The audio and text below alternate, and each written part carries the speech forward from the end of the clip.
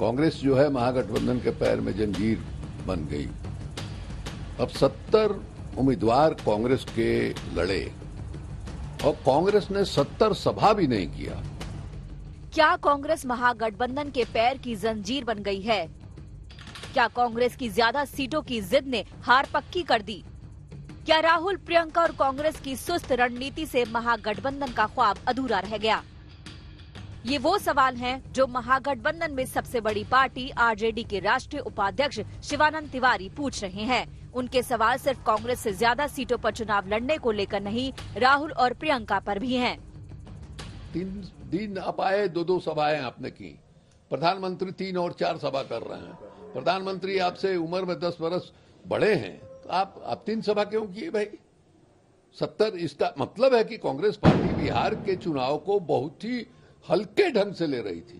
Congress party का नेतृत्व बहुत हल्के ढंग से ले रहा था।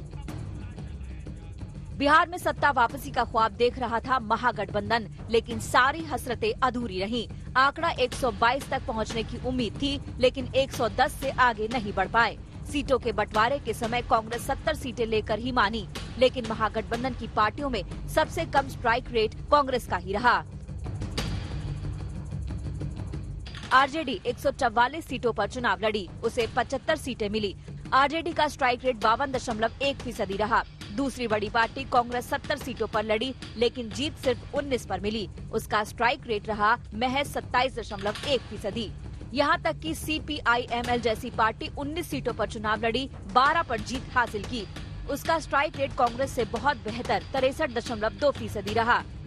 इसके लिए शिवानंद तिवारी कांग्रेस के बड़े नेताओं पर ही सवाल उठा रहे हैं। मैंने आप जो है राहुल, यहाँ चुनाव हो रहा है, राहुल गांधी जो है प्रियंका जी के साथ जाकर के मैंने शिमला में उनके घर पर पिकनिक मना रहे हैं। इस तरह से पार्टी चलती है क्या? आप जो है आरोप तो ये लग सकता है कि भाई कांग्रेस पार्टी जो है जिस ढंग से अपना कारोबार चला रही है, उससे भारतीय जनता पार्टी को मदद मिल रही है।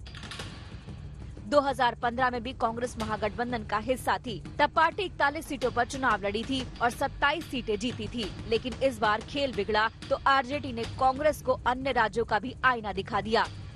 हमको ऐसा लगता है कि सिर्फ बिहार का ही मामला नहीं है, अन्य प्रदेशों में भी कांग्रेस पार्टी जोर इस पर ज्यादा देती है कि हम अधिक से अधिक सीट लड़ें, अधिक से अधिक सीट कैसे जीतें, इसमें कांग्रेस पार्टी असफल हो जाती है। एनडीए फिर से सत्ता में पहुंच चुकी है। नीतीश कुमार शपथ लेने जा रहे हैं, तो दूसरी ओर महागठबंधन की अंदरूनी कलह सामने आ गई है। ब्यूरो रिपोर्ट, आज तक।